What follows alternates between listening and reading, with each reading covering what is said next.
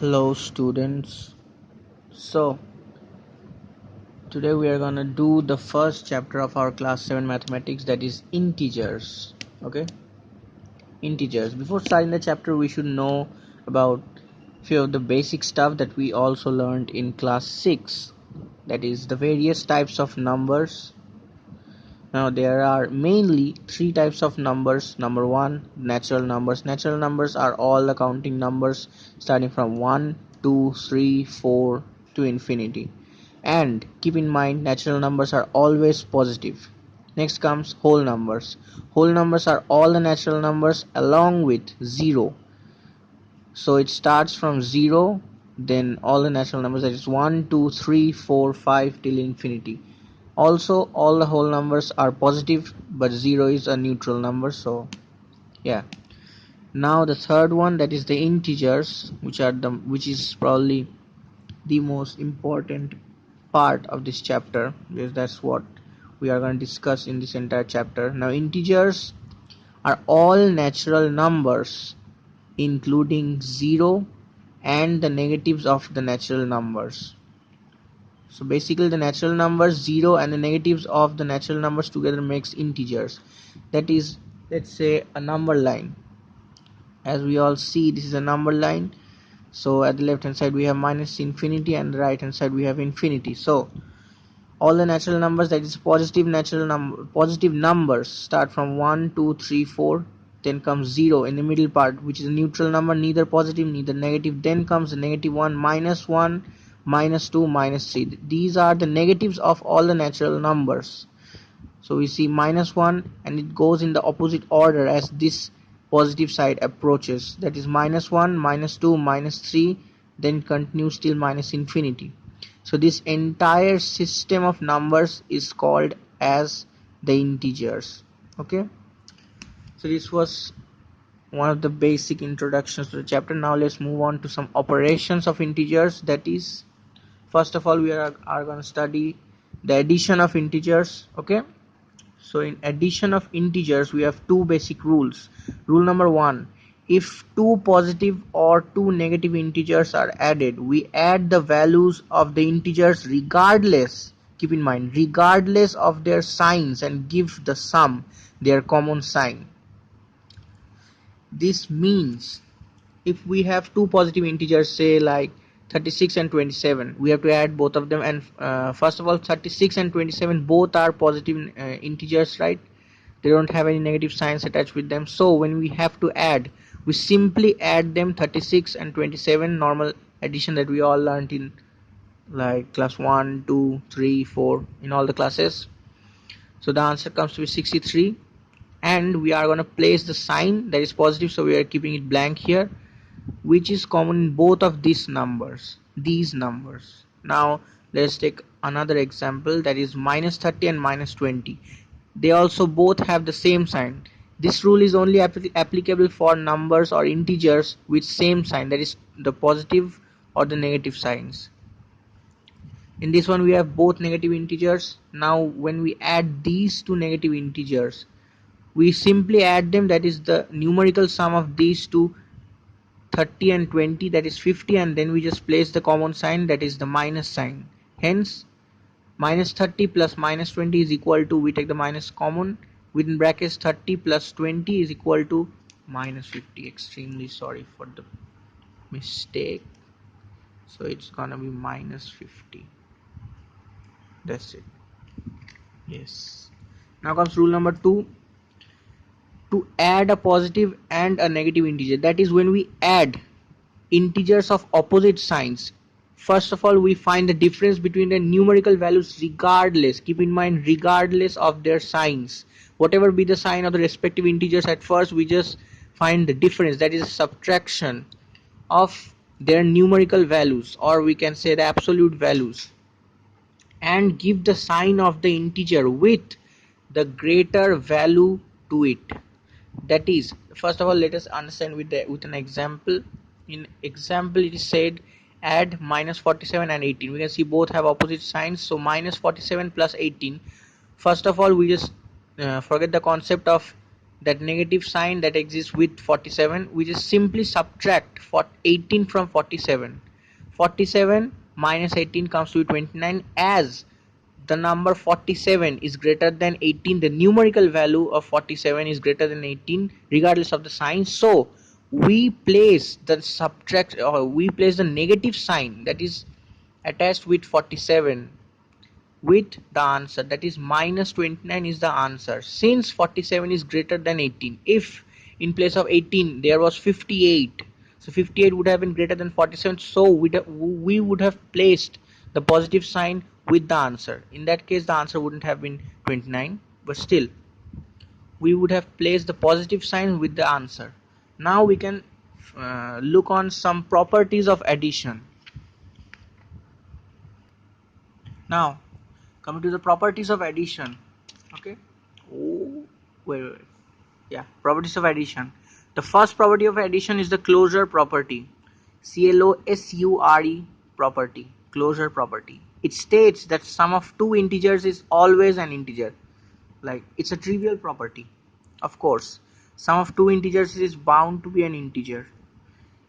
A small example, three small examples actually. 5 plus 4 equal to 9, basic stuff. Minus 3 plus 7 equal to 7, minus 3 plus 10 equal to 7, very sorry. Minus 11 plus 5 equal to minus 6. These all are integers, right? Any doubt? Of course we all know that they all are integers. Positive, negative integer, right? This is a very basic law. Now coming to this is actually a basic property or a trivial property. Now coming to the next law, that is commutative law.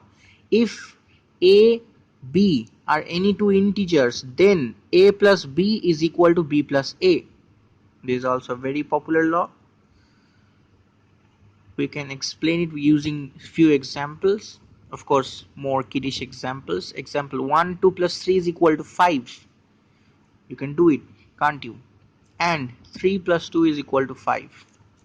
Both give us the same answer, so these both numbers when added give us the same answer irrespective of the order they are added. That is, if 2 is placed before 3, we are gonna get 5, and if 3 is placed before 2, in spite of the change in positions, we won't get a different answer.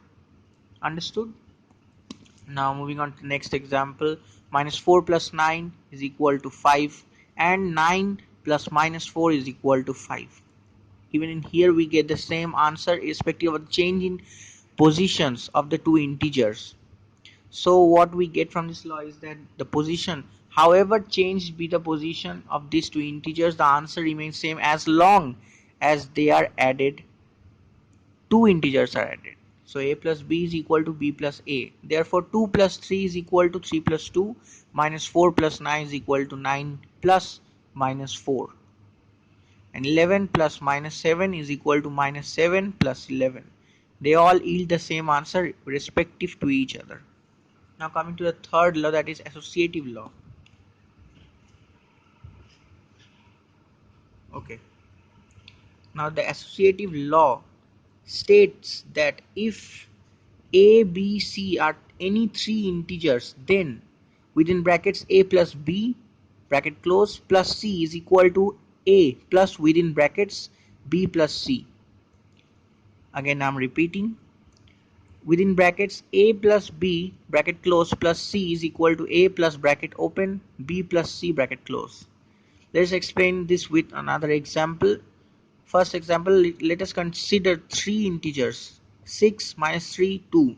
We have, first of all, we take a as 6, b as minus 3 and c as 2. Okay.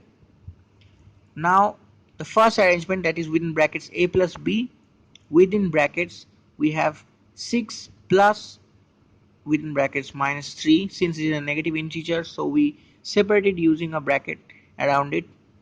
6 plus minus 3 bracket close, second bracket close, plus minus 2. So first we solve the bracket portion, that is the second bracket portion, that is 6 plus minus 3 is equal to normal mathematics as we learned in the rule number 2. Since two different signs integers are being added, we have to follow the rule number 2. You can rewind the video and check it if you have any doubt. So we get 6 plus minus 3 is equal to 3 plus 2. Now we have the rest part, that is 3 plus 2 is equal to 5. And now comes the second order, that is the A plus within brackets B plus C. So first we have to add the B plus C part, that is here we have B as minus 3 and C as 2. So we put a bracket around these two part and we first perform the addition operation with this part. Minus 3 plus 2, that is minus 1. You can do it using the rule number 2 of addition as we done right here. If you want, you can rewind the video again for your convenience. Now 6 plus minus 1 is equal to 5. Okay, so even in this case we see that we are getting the same answer, which states or which shows us that even the change in orders of brackets within these three integers doesn't affect the answer. That is, we get the same answer irrespective of the positions of the integers or irrespective of the order in which they are added. Like in this one, the first case we are adding these two integers, and in the second case we are adding these two integers in the first case together, then we are adding the entire sum with this one, right? And in the second case we are adding these two integers first, and then we are adding their entire summation with this one. Okay, so irrespective of the change in position of brackets, we are getting the same answer. So this doesn't matter. This is called the associative law of addition of integers. Now coming to the fourth law, that is fourth property, that is existence of additive identity. Existence of additive identity. For any integer a, we have a plus 0 is equal to 0 plus a is equal to a. Therefore 0 is called the additive identity of the integers. This is again a very trivial or basic identity. That is, of course, you if you add 0 to anything, you are gonna get the same answer irrespective of whatever that number integer is. It is, may it be natural number, whole number, integer, or any, maybe even a fraction. So we are taking a general case, that is an integer a. We have a plus 0 is equal to 0 plus a is equal to a, because 0 has no value, right? So we are saying 0 is called the additive identity of integers. Example, basic examples: 9 plus 0 is equal to 0 plus 9 is equal to 0 is equal to 9. Oh, very sorry, kiddish problems. Actually, I wrote this note quite fast, so yeah, I overlooked few mistakes. Now I'm correcting it with you guys. Yeah, so this was the additive identity, existence of additive identity. And 0 is called the additive identity of integers. May it be any integer, 0 is always the additive identity. So in examination, whenever you are asked what is the additive identity of integers, you are gonna write 0 is the additive identity of integers. May it be anything. May it be if someone asks you what is the additive identity of, say, minus 5, the answer is 0. Additive identity of 2, answer is 0. In all cases answer will be 0, because there is no other additive identity rather than 0 for integers. Okay, now coming to the next part, that is existence of additive inverse. Okay, yeah, so additive inverse is for any integer, a, we have a plus minus a is equal to minus a plus a is equal to 0. That is, if we add a number, say 5 or 2, with the opposite of that number, that is minus 2, a negative sign placed with that number, we get 0. That is, we are subtracting the same number from itself. That is, 2 minus 2 is equal to 0. So we are technically adding 2 with minus 2 is equal to 0, right? So what can we say? In this case, minus a is the additive inverse of a. Additive inverse of a is minus a. The opposite of a is minus a, so the sum of a and minus a is 0. Hence the additive inverse of a is minus a. Similarly, additive inverse of minus a is a. Example, 5 plus minus 5 is equal to 0. Therefore additive inverse of 5 is minus 5, and additive inverse of minus 5 is 5. Since space was quite less, so I decided to use like this division sign. So anyway, when you are gonna copy it in your notebook, so you have to mention that additive inverse of -5 is 5. If you just give like a sign like this, then marks shall be deducted, will be deducted for sure in your mark sheet. So I wrote this for my own convenience. You guys don't do that. So yeah, these all were the properties of addition of integers. Now next up we are going to do the subtraction of integers. Okay, so if you want, you can just pause the video and you can just take a quick recap or quick revision from of whatever we have done so far. Then we are going to move to the subtraction of integers part. Okay, you can take your time. Meanwhile I can go and pee. Okay, done with your revision. Now moving on to the subtraction of integers.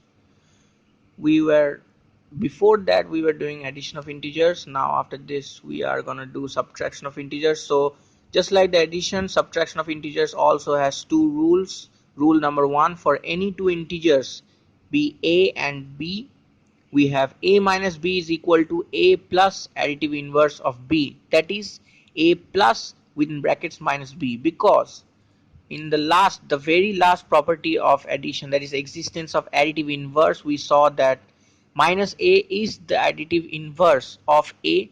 Similarly here minus b is the additive inverse of b, because it applies for all integers, may it be anyone.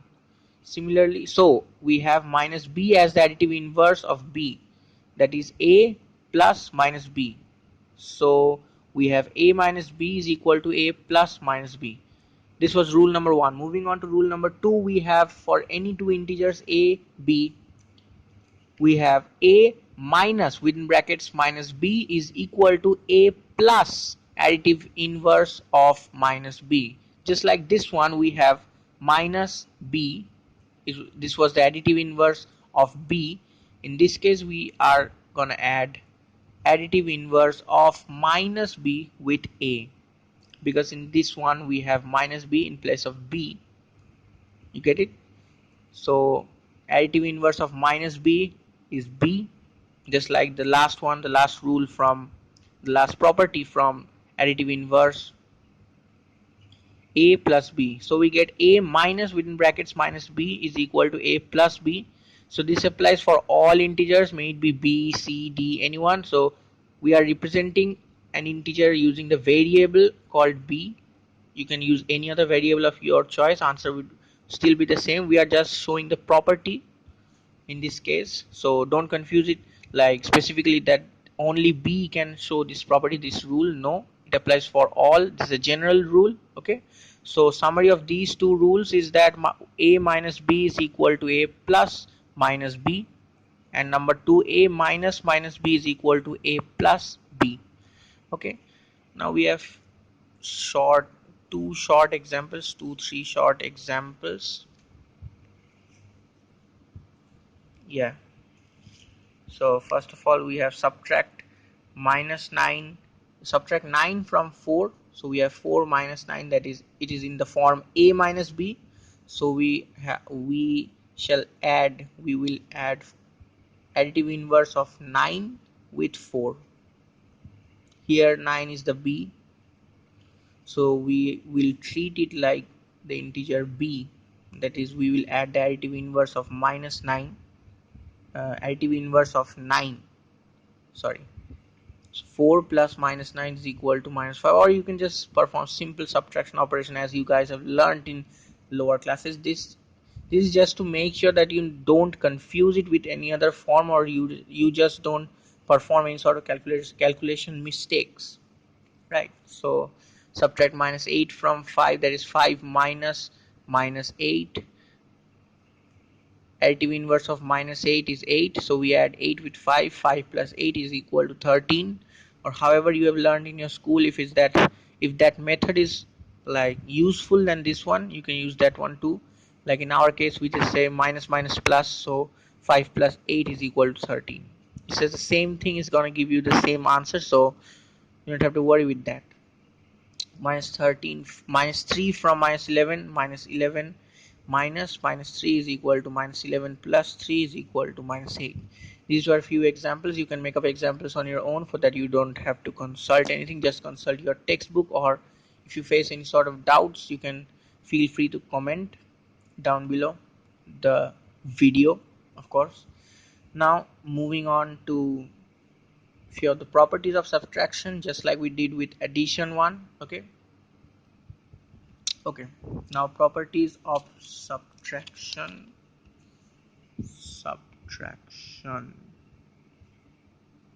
I was in a hurry actually. Yeah, the first one is just like addition, there is closure property. That is, difference of any two integers is always an integer, or if we subtract an integer from another integer, the answer is an integer. Of course, it is a very trivial one. It is a very basic property of subtraction, just like the addition one. If you subtract 5 from 2, 2 minus 5, we get 2 plus minus 5. Actually, this process just complicates it more, but this is just to ensure that you never make a mistake in your copy. So yeah, it is better to differentiate this part, the negative part, just to make sure that you understand the fact that it is treated differently. So if you don't face any problem, you can just skip this step, or you can just write minus 3, 2 minus 5 equal to minus 3. You can just skip this step. But if it is said to if it is mentioned that you need to mention this step, then do mention, because marks shall be deducted in your cases. I don't know, so yeah, it all depends on you and the examiner themselves. 2 minus 5 is equal to minus 3, minus 3 minus 2 is equal to minus 5, 2 minus minus 3 is equal to 2, plus 3 is equal to 5. All are integers, the first one negative, the first one being the negative, second one being the negative 2, and the third one being the positive integer. All are more or less integers, and yeah, this is the basic property. Now going to the next property after closure property. Okay, the next property of the after the closure property is subtraction is not commutative. Keep in mind, addition property was commutative in nature, but subtraction method is not commutative in nature. Subtraction of integers of any two integers is not commutative in nature. That is, let us take, if a or b are any two integers, may it be any integer, then a minus b is not equal to, keep in mind, is not equal to b minus a. Few examples: consider the integer 3 and 5. Basic subtraction operation: 3 minus 5, that is a minus b part. 3 minus 5 yields us 3 plus minus 5, again this part, is equal to minus 2, right? So 3 minus 5 is equal to minus 2, and 5 minus 3 is equal to 5 plus, within brackets, minus 3 is equal to 2. So in this case, although as we change the order of the two integers we are subtracting, we get different answers. So the order of integers do matter in this case. That is, 3 minus 5 is not equal to 5 minus 3. So we get different answers when we change the order of integers. That is, a minus b is not equal to b minus a. So we should always keep in mind while subtracting integers, never to mess with the order of integers of subtraction, right? So if we are meant to subtract 5 from 3, we should write 3 minus 5, not 5 minus 3, because then we will get the wrong answer. Okay, now another example: consider the integers minus 4 and 10. Minus 4 minus 10, that is a minus b part. Minus 4 minus 10 gives us minus 4 plus, within brackets, minus 10 is equal to minus 14. Now 10 minus, within brackets, minus 4, that is the b minus a part. We get 10 plus 4 is equal to 14. Therefore minus 4 minus 10 is not equal to 10 minus minus 4. Of course, minus 14 is not equal to 14. They are the same numerical values but with different sign. This is what differs from addition part. In addition part, even if we change the order of the integers, nothing would change. But here, if we change the order of the integers, we are gonna get the same answer but in totally opposite signs, for which our answer is technically wrong in spite of having the same numerical value. So never mess with the order. Always keep in mind to keep the order that way as it is mentioned, or as it is said to find out. Another example is also the basic one: minus 3 and minus 7. if you want, you can just have a look at it by yourself. I'm gonna skip this part. If you want, you can just pause the video and see this example. I'm gonna skip this and move to the next property. Okay, now next property is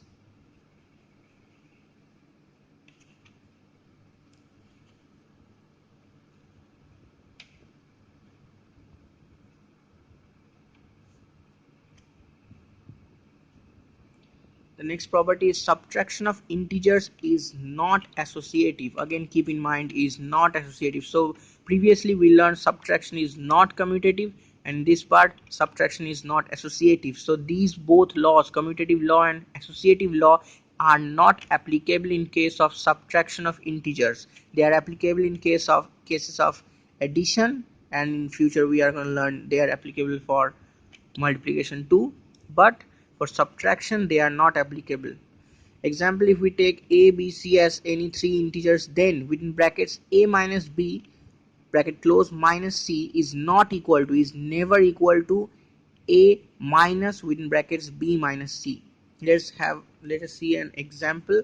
Consider minus 3, 5 and minus 7, these three integers. Then the first part, that is within the brackets part, a minus b part, we are considering a as minus 3, b as 5. Let me write it for your convenience. Minus 3 as a, 5 as b, and minus 7 as c. So while performing the first part of the equation of the operation, that is a minus b part, we are taking minus 3 minus 5 within third bracket, since the first bracket is used with minus 3, just to separate it from the normal positive integers. So within brackets minus 3 minus 5, so we will perform this part of the operation first within brackets part, then we will subtract this minus 7 part from this entire part. So at first minus 3 minus 5, that is minus 8, then comes the minus 7 part, minus minus 7. So two negative signs gives us positive sign. So minus 8 plus 7 is equal to minus 1. This might take some time for you to understand, so you can understand it slowly by pausing the video and listening to me. No, of course you can't listen to me while pausing the video, can you? So you can pause the video and just see it for yourself for once. Okay, minus 3 minus 5 minus 7 is equal to minus 8 plus 7. So we are performing the brackets part first, minus 3 minus 5, so we get minus 8, and then minus minus 7, that is we are subtracting, that is subtracting the additive inverse, or we are adding the additive inverse of minus 7, that is we are adding 7. Minus 8 plus 7 is equal to minus 1, as we got this part is similar to what we got in rule number 2. Okay, and now if we perform the right hand side of the operation, that is a minus within brackets b minus c, so we are doing the b minus c part first, that is 5 minus within brackets minus 7.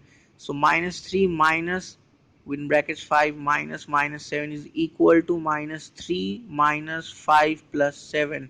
So first we are supposed to add the 5 plus 7 part, we get 12, minus 3 minus 12 is equal to minus 15. So we get different answers in both cases.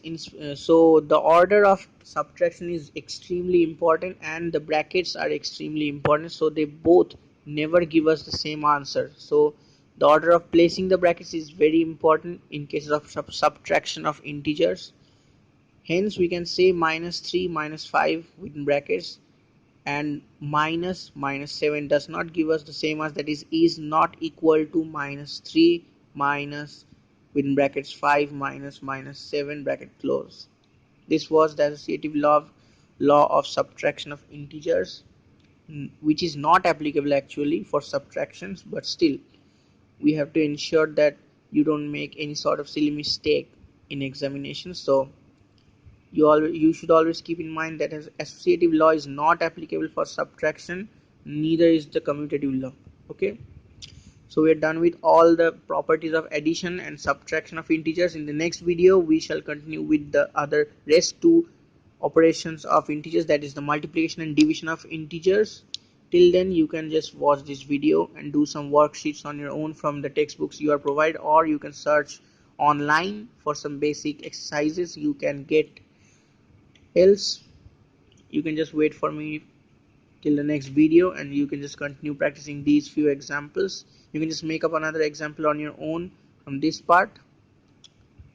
Like you can just change any other values of a, b and c, and you can verify it yourself that if this property is valid for